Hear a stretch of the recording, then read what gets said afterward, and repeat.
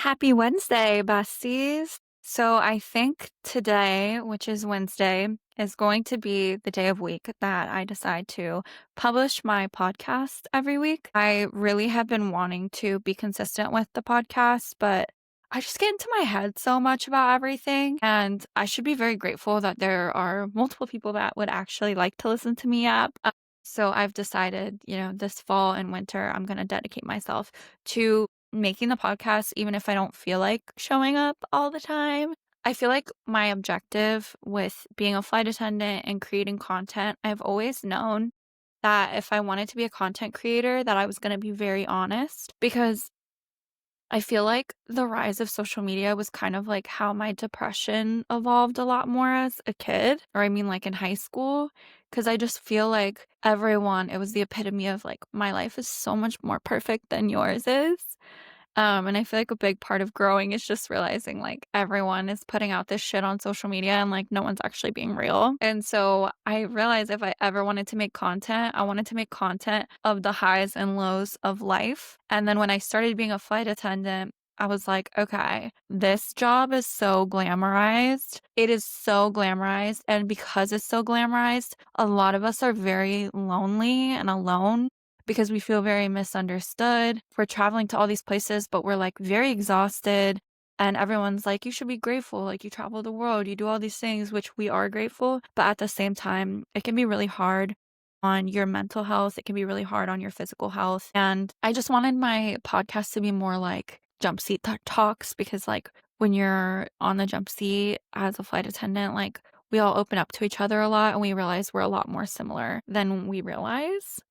So yeah, that's my objective right now. I'm not feeling great today. I haven't been feeling too great the past couple of weeks, just emotionally, which I'll get into. Housekeeping is yelling. I'm in Cleveland. I'll get into that a little bit. So I guess this podcast will be 3 different parts. We'll first start talking about flight attendant scheduling for you guys that maybe if you're new or if you are looking into becoming a flight attendant and you have questions on the scheduling.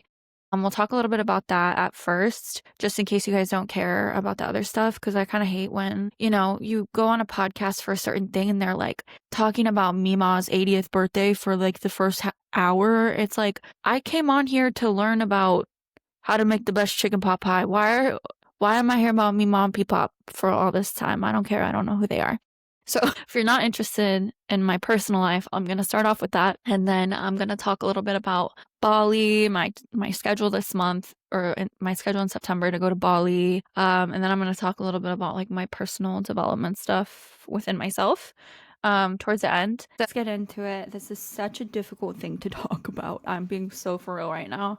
It is very complicated to explain. Like, I literally, when I was dating a lot, I got to the point where I was like, maybe I should make a PowerPoint. So every new person I talk to, I can just show them the PowerPoint of like the concept of the way my schedule works. Then I never ended up doing that. Okay, so every airline is very different with the way reserve works.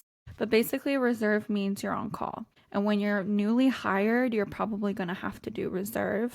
I believe the only airline that doesn't make you do straight reserve as a new hire is Delta. And Delta makes you do a certain amount of reserve days. I believe it's six or 8. I don't know. And then other than that, you have a line. But besides that, every other airline, usually you have to be on reserve for at least a year. Some you have to do a few years. Some maybe you can hold off depending on what base you go to. So some like, you're indefinitely going to be on reserve until you're senior enough to get off reserve.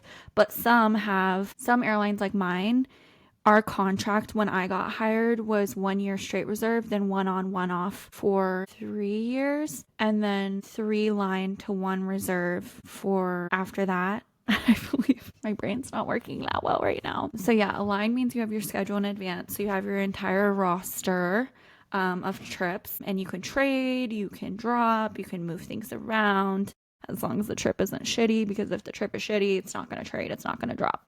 Being on reserve, for my airline, you have a set amount of days off. So for my airline, you get 12 days off. And then you have rows of, you can have up to like 8 days off, I believe, in a row, but it has to add up to 12. You can work no more than 6 days in a row and a minimum of 3 days. Does that make sense? So, like this month, I will be working for 4 days, have 3 days off, work for 5 days, have 3 days off, and so forth. When you're on reserve, you get a minimum guarantee of how much money you get, regardless of if you get called or not. But that money doesn't include the per diem, which is the time away from base pay, which is like $2 or $3 an hour or something, which you're probably like $2 or $3 an hour. That's not much. I'd rather sit at home. I made that mistake when I was new. When I got hired, I was like, oh, it's slow. I'm just going to try to sit at home. The per diem makes a huge difference on your paycheck. Not only does the per diem make a huge difference, but the different positions you're working. And if you're working international, adds a lot onto your paycheck. So like for me, like I work lead a lot. Like I'll work up front, purser, whatever you want to call it. And that's an extra $3 per hour or something. And then also if you work like an international or something like that, then you get an extra certain amount of dollars per hour, which ends up adding up to be a lot.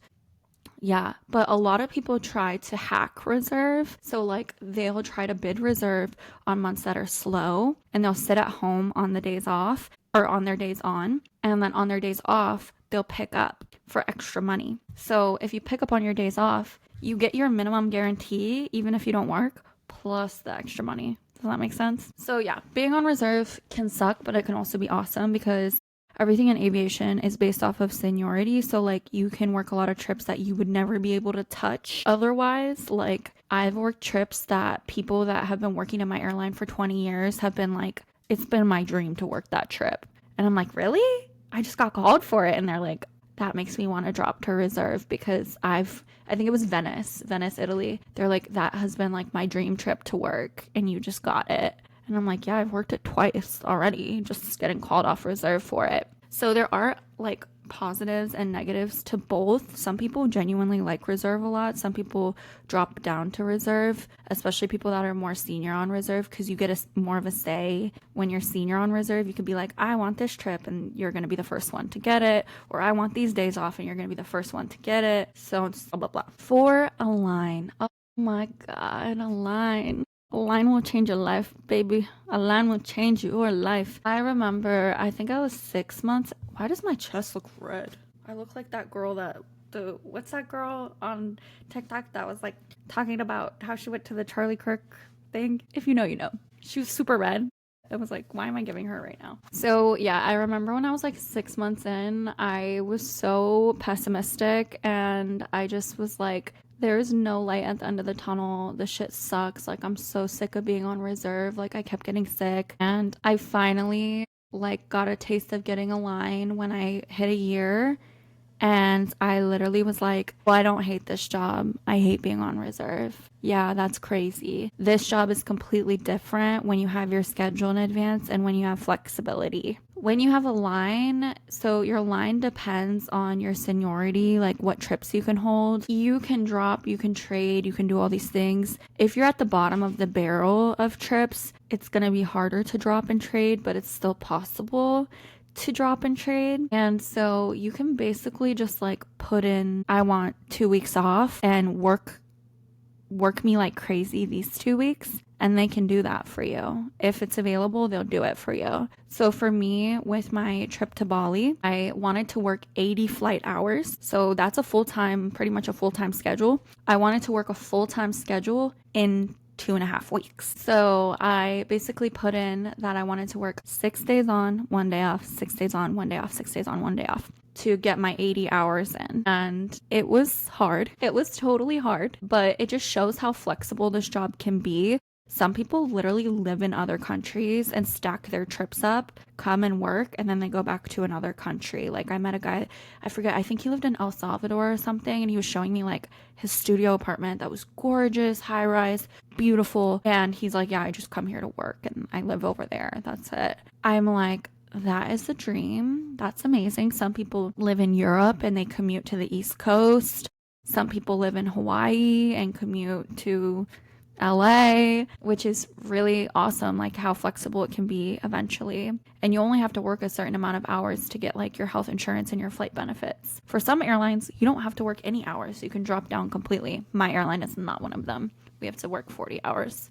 I need a wall break. So with flight benefits, when you work for an airline, you fly for free with the other airlines that they have an alliance together.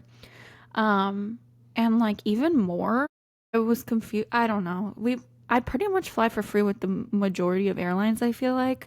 In the US, all of them I could just fly for free with or just like pay the taxes or whatever. And then internationally, we have a certain amount of partners that you can fly for free with. So pay the taxes. So when I was going to Bali, we took EVA Air from San Francisco. So we flew to San Francisco, took EVA Air to Taipei, then Taipei we took to Bali with EVA Air as well. It was under $200 in taxes one way to get to Bali with another airline. On the way back, I did Bali to Sydney, Sydney to Dallas, Dallas to Chicago with Qantas, which is an Australian airline that has a partnership with my airline. And they have a partnership with my airline where you can upgrade to nicer cabins if you pay the taxes. And so I wanted to because that's a long ass flight. It was totally worth it. It was a great experience. The flight attendants were amazing. But so to get into Bali a little bit, Bali was, oh my God, incredible. It was such a breath of fresh air to be there. It was so cheap. And like I grew up going to Thailand a lot because I have two half sisters that are from there. So like I've been used to like Southeast Asia and like how cheap it is. I gotta say, Thailand has lost a lot of its magic for me. I mean, partly because my dad died and like that's always was like our place. But like the other part is like the tourism, just like in gentrification kind of took over and you can just feel a difference there now. I mean, I'm happy for their like tourism economy because they really thrive off of that. But at the same time, the locals feel a little different. Everything feels kind of a little different now than it did 5-10 years ago. But Bali, everyone is so incredibly kind. They have a very island lifestyle, very chill, very sweet. And I remember I was kind of posting on my TikTok, like, here's the services I got done in Bali. And some woke person was like, stop advertising traveling to Bali. Bali is a sacred place. People shouldn't know about it, like trying to gatekeep it. And I started going around and asking locals, and they're like, we love sharing our culture. We love sharing our culture. You guys spend a lot of money here. We sell our land for a very high price. Things are good. Don't worry about us. And I was like, okay, I'm not going to listen to you hyper woke American people because like if the locals of the land are not worried about it, why are you? Why are you? We stayed in this amazing 4-bedroom villa. We each had our own room. And for 7 days, it was $400 a person. There was a pool. It was amazing. We got a private chef for $12 a person to come make us breakfast and float it in the pool. And then on the second day, masseuses came in and they were, I think I spent like $10 an hour. So it was like 3 hours of services, which is honestly like a privileged girl. Very privileged, very grateful. I like in the 3rd hour of the service, I was like, this is entirely too long. Why did I sign up for 3 hours of services? So like I kind of stopped talking to someone recently, which I'll get into later, but I was FaceTiming him and he's like working 2 jobs and just went through a move. And I was like, oh my God, I was like, oh my God. I got a massage for an hour. It was incredible. And then she did this body scrub on me and it really hurt because my skin is kind of sunburnt.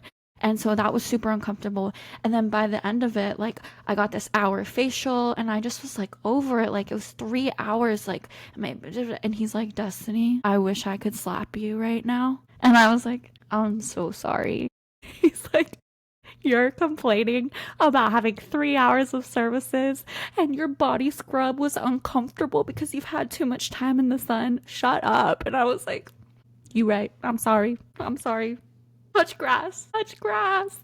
Yeah. So It was incredible though, but just I had to process how privileged I was in that moment. And everything was so cheap that like they have all these little like motorbike scooters, and they have like a thing called Grab, which is like Uber Eats and stuff like that. So you can order little motorbikes to take you around, which is super cheap. Like it's like under $1 to go like 20 minutes away on a motorbike. Or like if you want them to deliver you breakfast in the morning or coffee or wine or whatever you want, it's literally so cheap. Like on my birthday, we woke up and we each ordered like lattes and avocado toast and everything, and it was like $7 a person to get it delivered to our house on my birthday. So yeah, it was super awesome. We didn't go on the motorbikes until like a little bit towards the end of our trip because I was really scared about it. My stepmom, that is from Thailand, her brother died on a motorbike in Thailand at the age of 18. So I've always kind of been super paranoid about motorbikes. And also one of my friends got me to like get on one with her in Thailand, and we also crashed off of it. I fell on top of her, as I should, because I didn't want to go on it anyways, and she like pressured me into it. But yeah, her wounds weren't too bad. So yeah, we weren't really going on them until we realized like the traffic is so bad there that we were like, you know what, screw it, like let's just get on a motorbike because they go through the traffic. And honestly, like they have such a good flow.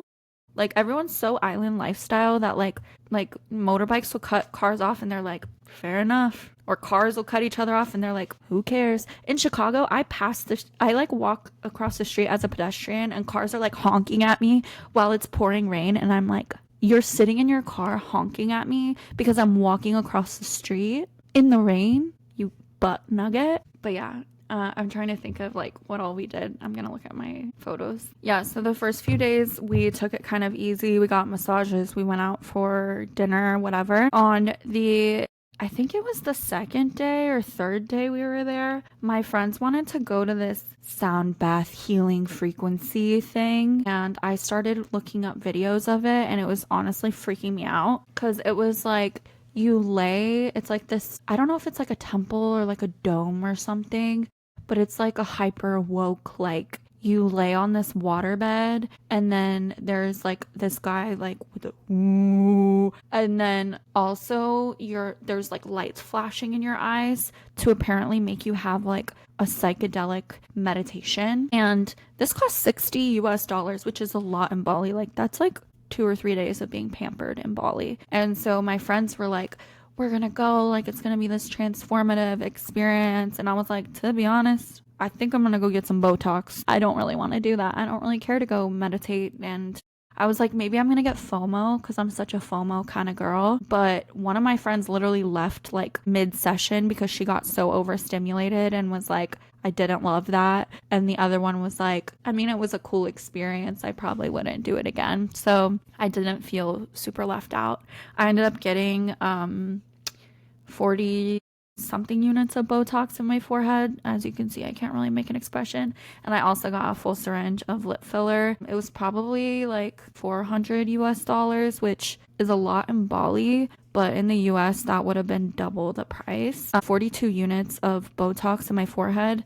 In the US it was $400 last time I got it done alone. And then lips would be like $600. So very good deal. And I'm really content with the way they turned out. They were a little lumpy at first, and I've still are like a little bit lumpy. So I've been trying to like massage it out. And yeah, I was like, maybe I'll come back and like kiss my situationship and it'll like work, but that's about done now. For my birthday, it was my 27th. September 24th was my 27th birthday. My friends all woke me up all hyped up.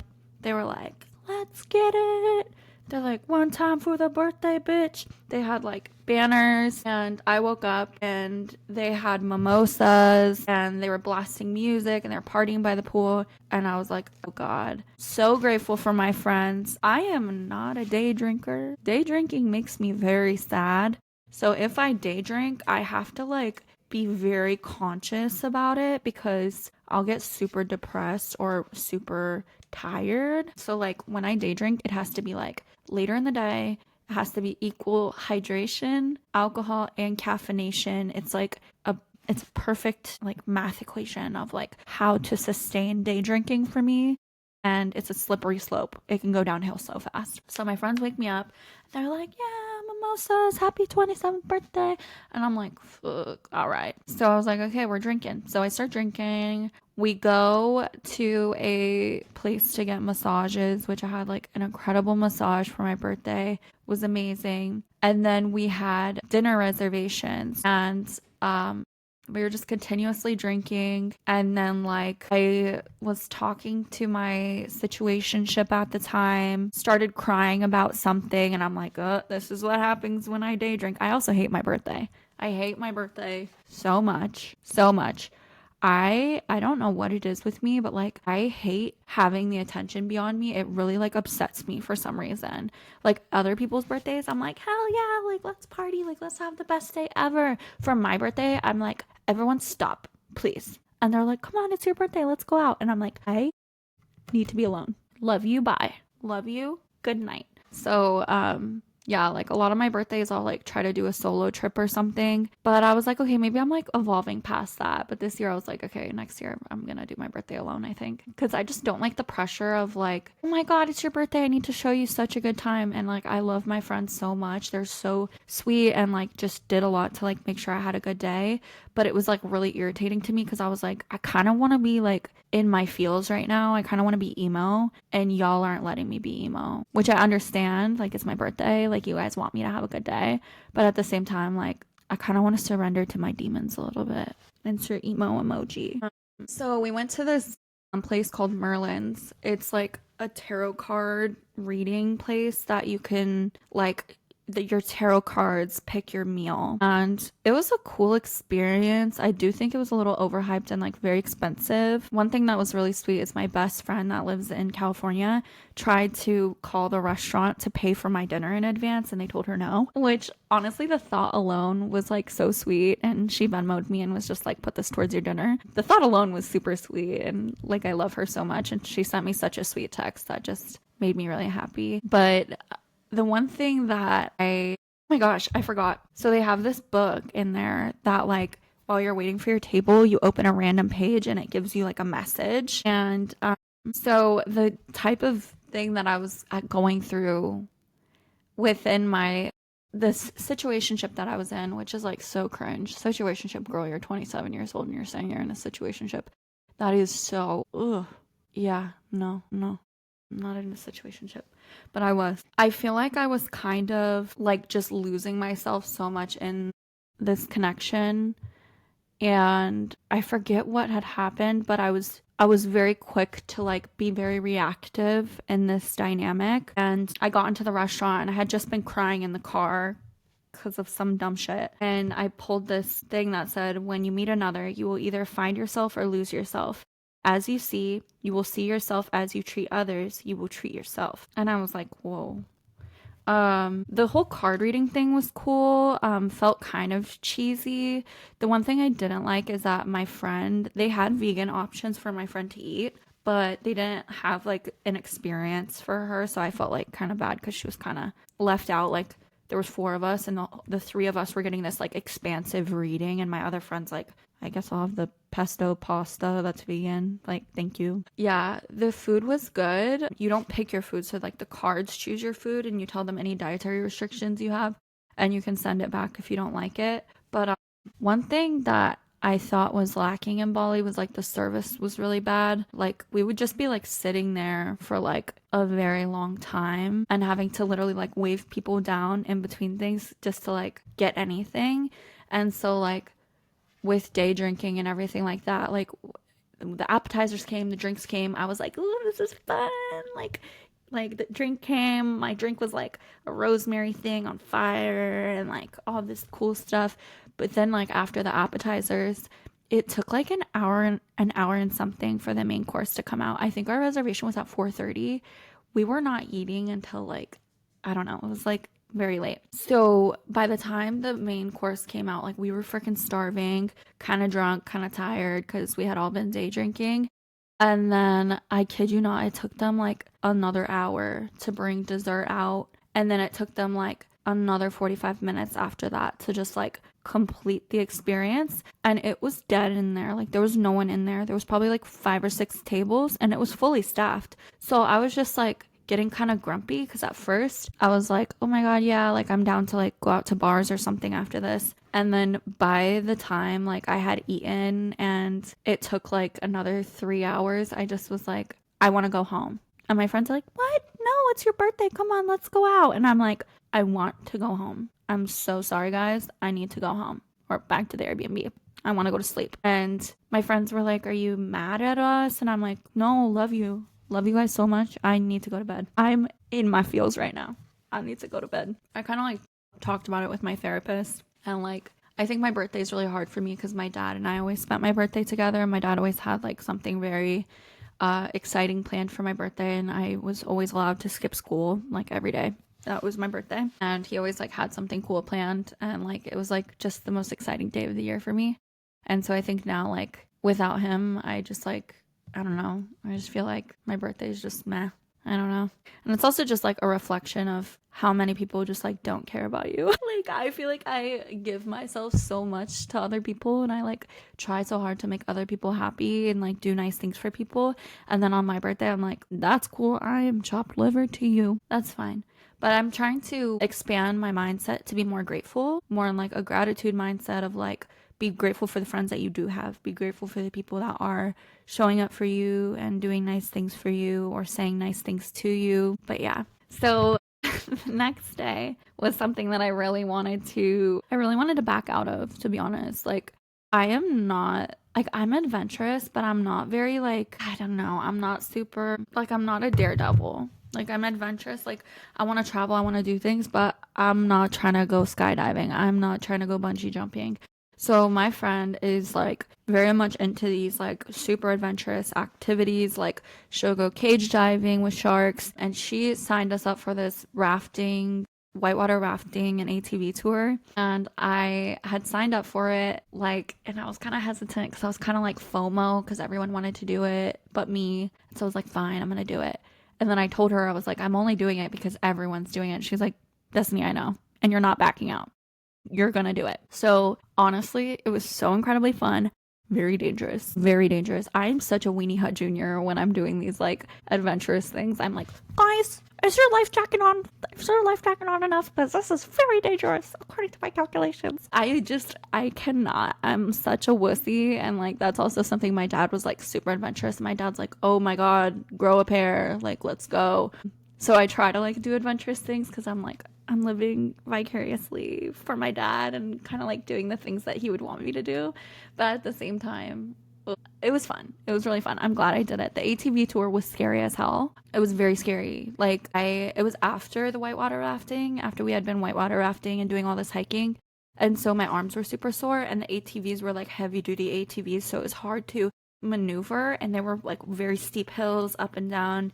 It was very dangerous. So one of the guides sat on the back of mine and like drove around with me because I was like, I'm about to tap out. I'm about to tap out and go wait for you guys. Go have a coffee and just wait for everyone to get finished. After that, the day after, we also went to a coffee plantation that day. And the coffee plantation, the guide was like being very flirty. He was like flirting with all of us, which men that flirt with everyone, it's just like, you're gonna strike out, you know? One thing girls want to feel is special.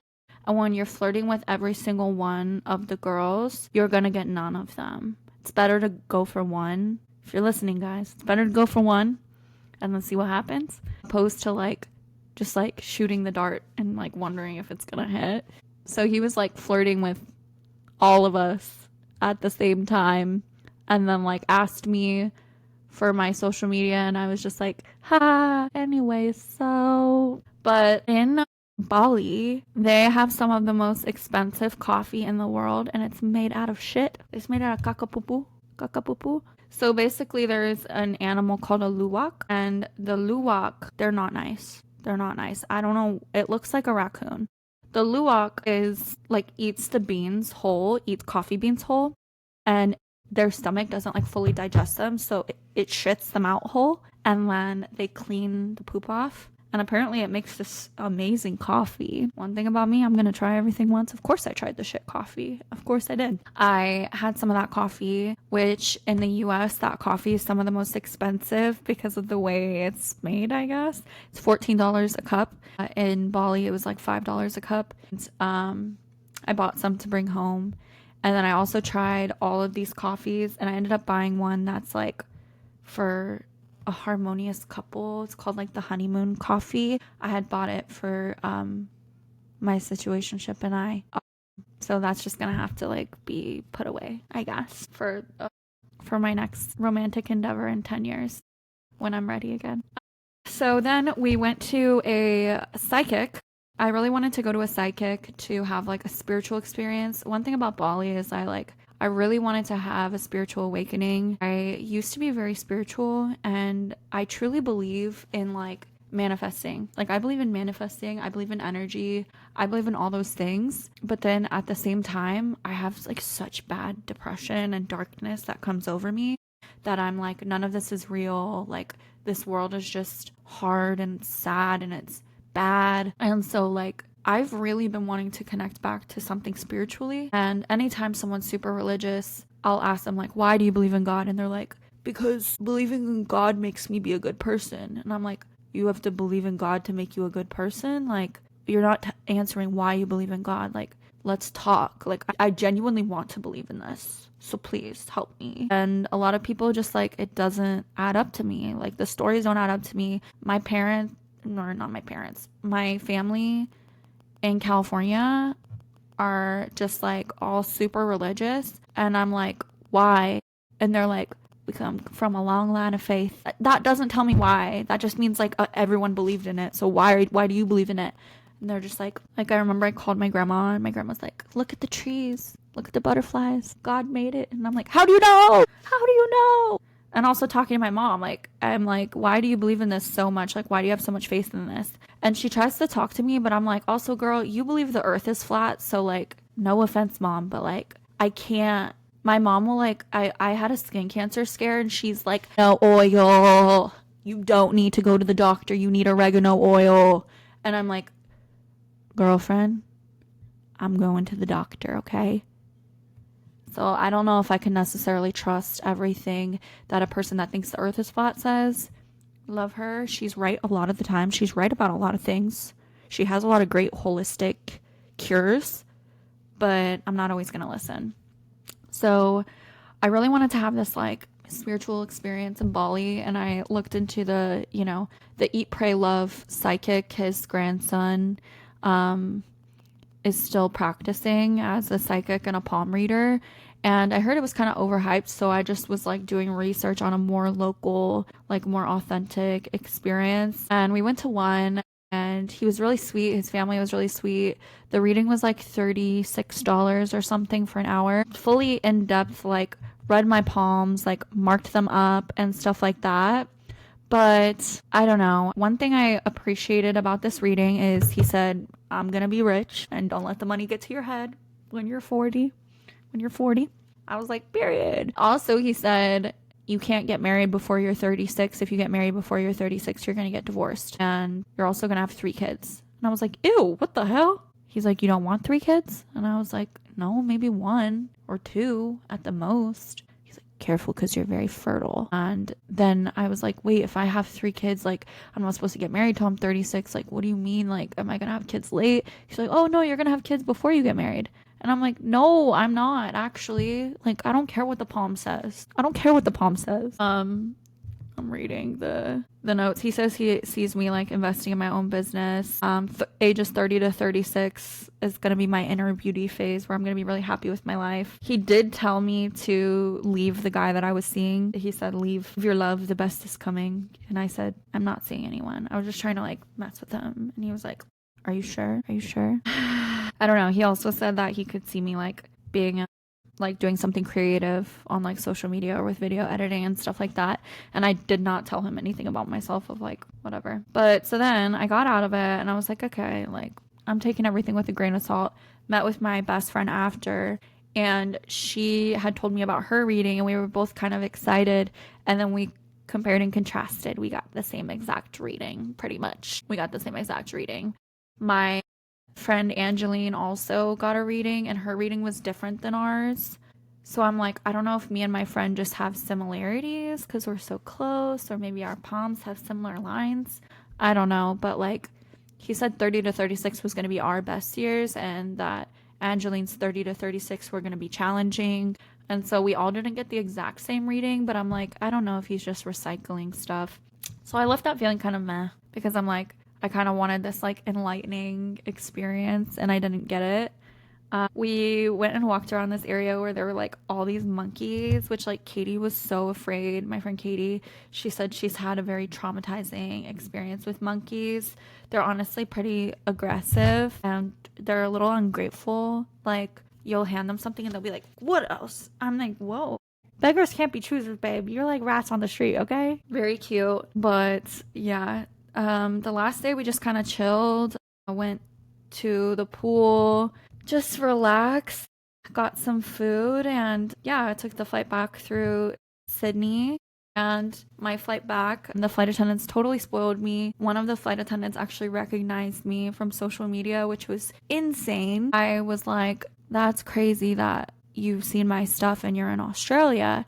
And she was like, "Yeah, you're very popular in Australia." And I was like, "Me? Australia?" I can't even do an Australian accent. But yeah, they really spoiled us. It was incredible. They got us like business class pajamas and gave us little keychains, and I just like hung out with them a lot of the flight. So the 15-hour flight went by really fast between like drinking, hanging out with the crew in the galley, and passing out and eating. It was just great. It was amazing. Yeah. So coming back, I've just been having a lot of like revelations about my life, and I'm going to be very vulnerable. I've been having a lot of revelations about like, I don't know, like my self-worth and my path as a person, and kind of the way I show up in relationships, and just ways that I kind of lose myself and lose my goals, and I just get off track easily, even though I have a lot of goals and I have a lot of ideas constantly, and I'm a very creative person, and I believe that life is limitless, and when you put your mind to something, you can make it happen. And sometimes I just get so caught up with my demons that like it just feels like none of it is possible. But yeah, the situationship that I was in taught me so much about myself. I'm so grateful.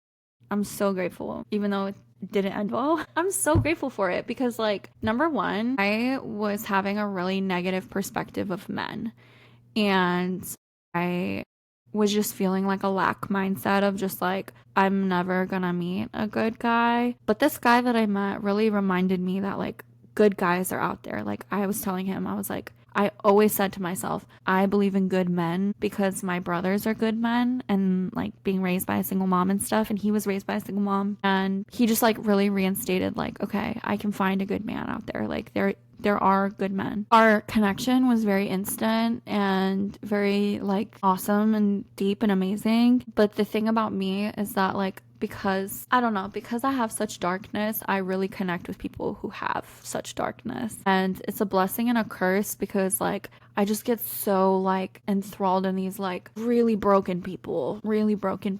And I think with me, I feel like I have grown so much through my life, and I have, I've like, been at the rock bottom of like not wanting to be alive and like not wanting to see this life through anymore, to like having a thirst for life, to traveling the world, to like doing all these things. So when I meet people that are like in a really low place in their life, a lot of the time I'm like, come on, like, see, I can help you. I can help you get out of this. I can be there for you. Like, all this stuff. And this guy was grieving, or is grieving, a very recent loss of someone very, very close to him. And he is just in such a bad place mentally right now. And when we had initially met, it was like his first time, getting himself out of like a depressive rut, and was just kind of like, yeah, I kind of just wanted to like go on a date to like get myself out of the house. And like, I haven't been out in a while.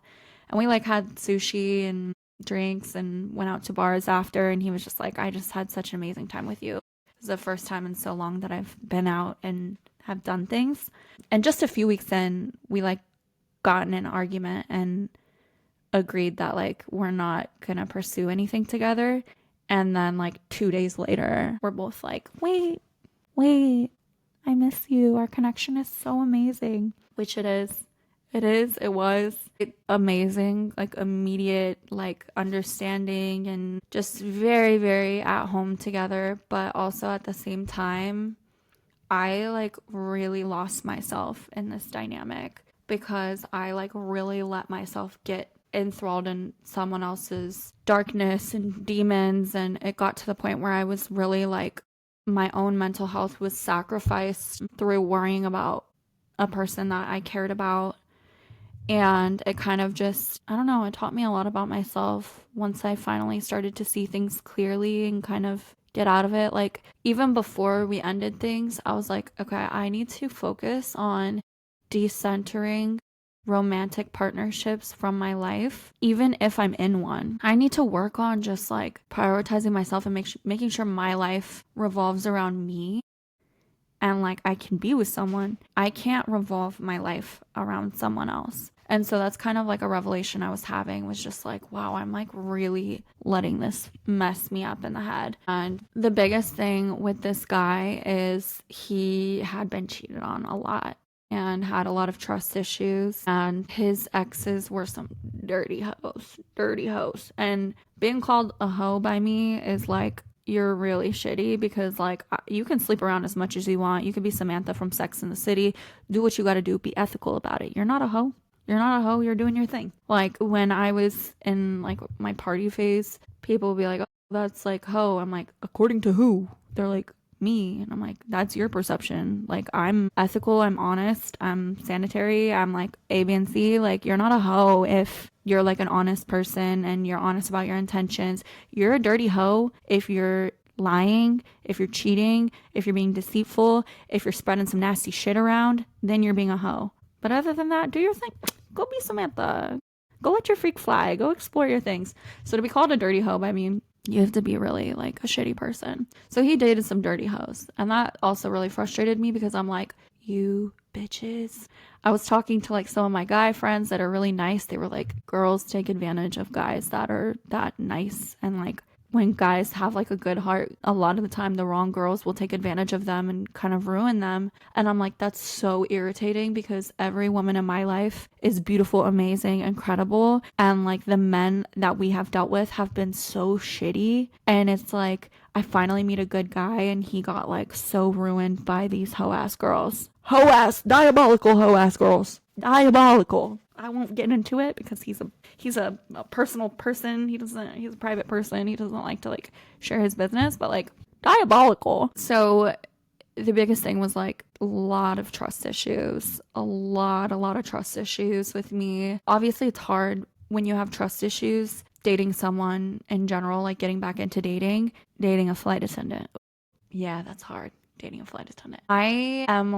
I have no issue with being loyal too. Like I don't know, like I just don't care that much. I go through phases where sometimes I'll like go on a lot of dates and try to like date and stuff like that, but then I'll go through phases where I won't talk to anyone for months, and it's just like natural to me and I just don't really care. So when I like someone, I feel like, okay, I'll give them the respect to just like see them. I'm never the type where I can like go and date multiple people at one time. That's diabolical to me. I know, like I wish I could. My friends are always like, oh my god, Destiny, like you always put all your eggs in one basket.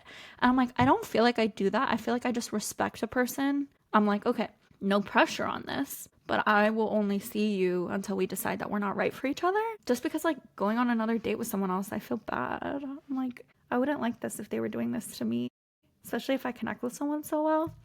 So yeah, he asked me if I would stop seeing other people like pretty soon into dating. And I was like, yeah, no worries. No issue to me, because he had trust issues. I'm like, I will give you the respect and I'll stop talking to people and until we see this through and we can see if we're compatible or not. There was a lot of like overthinking and a lot of like, when I started going on layovers, it was very like, where were you?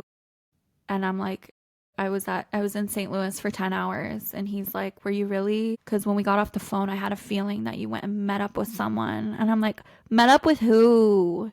Who would I be meeting up with at the St. Louis airport? Ew, that's the least sexy. Why weren't you accusing me of cheating in LA? You're accusing me of cheating at the St. Louis airport? What am I gonna do there?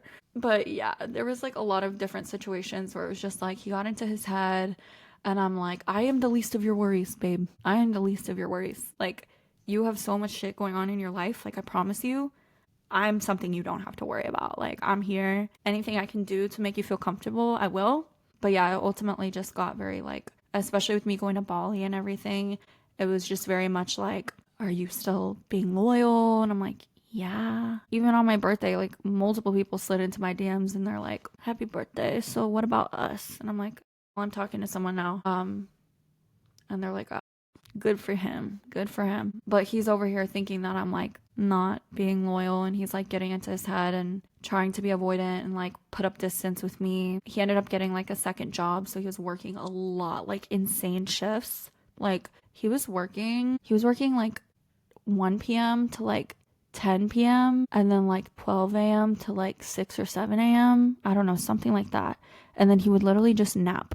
And he would do that Monday through Friday. And so he was so exhausted, he couldn't even care for himself. So who am I to ask someone to care for me that can't care for themselves? So it kind of got to the point where, we just weren't talking much. And I just got to the point where it was making me really anxious.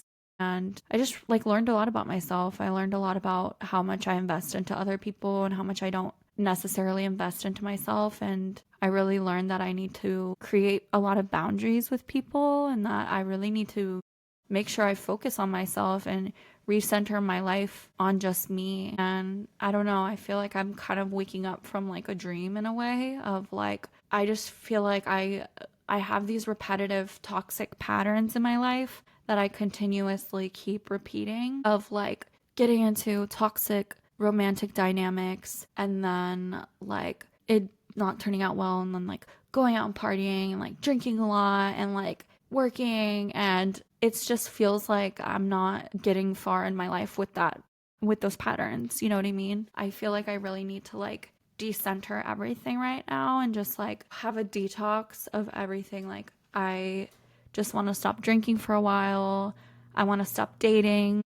I don't want to do anything. I want to just like focus on me. I want to focus on my creativity. But yeah, it got to the point where he was just acting super avoidant, and I kind of like called him. I was like, what? Who am I being exclusive to? A brick wall? And he's like, just was acting really avoidant. And I was like, okay, it's been real. All I've done is like be there for you and care for you. But like, I appreciate the time we spent together, but obviously you need to like go through this shit on your own. So that's that. It feels different though. Like, I feel like before I like, the one thing about me is like, I really want to have kids. And so before I was dating with like intention of those things. So every time it wouldn't work out and I was really excited, I was very like, I'm so disappointed.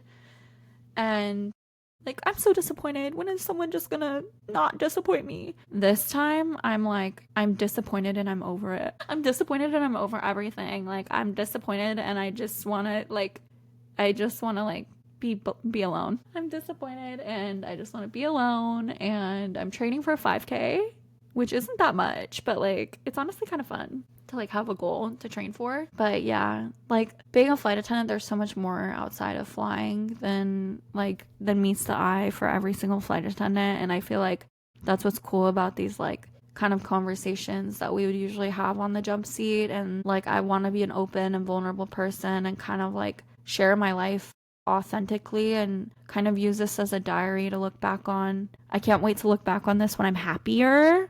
Because like, I really wear my heart on my sleeves when I'm feeling bummed. Like right now, my energy is a lot different than like when I'm feeling like I'm radiating love and positivity and motivation. So we're just gonna keep trucking along. If you guys are going through it right now, just know you're not alone. You have my energetic support, my energetic friendship. And if you listen to this entire episode, thank you so much for like caring. I really feel like people don't care to like connect that deeply anymore. But I go on my social media and people will reach out to me and be like, please post longer videos, longer content. Like, I just put it up and it just feels like we're FaceTiming. And so if you guys like this kind of content, I will continue to make it. Yeah, I really appreciate you for listening and being there. and I'll have to think about what I want next week's video to be on. Soon I'm gonna have guests. I just wanted to get the hang of editing on my own before I have guests, because I've had a few guests on where the audio quality didn't turn out well or the editing didn't turn out well, so I ended up taking it down. So I kind of just want to make sure I get the hang of it before I have a guest on. But guests will be coming soon. Stay tuned on Wednesdays. Thank you for your support endlessly, and I'm wishing you guys safe travels if you're flying. Sending you guys good vibes, and have a great rest of your week.